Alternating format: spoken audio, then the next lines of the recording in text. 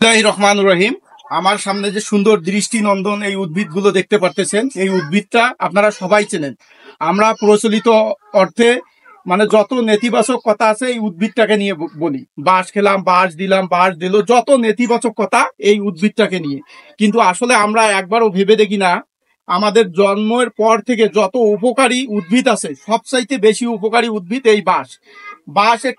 বাঁশের কুড়োল একটি সুস্বাদু এবং আদর্শ খাবার। বিশেষ করে এটি হজম শক্তি, ডায়াবেটিক্স, হৃদরোগের ঝুঁকি কমায়। এছাড়া অসংখ্য রোগের উপকার করে থাকে, যা বলে শেষ করা সম্ভব নয়। এছাড়া বাঁশের পাতার মানে চা, যেটা পানীয়, এটা অনেক সুস্বাদু এবং অনেক উপকারী একটি পানীয়।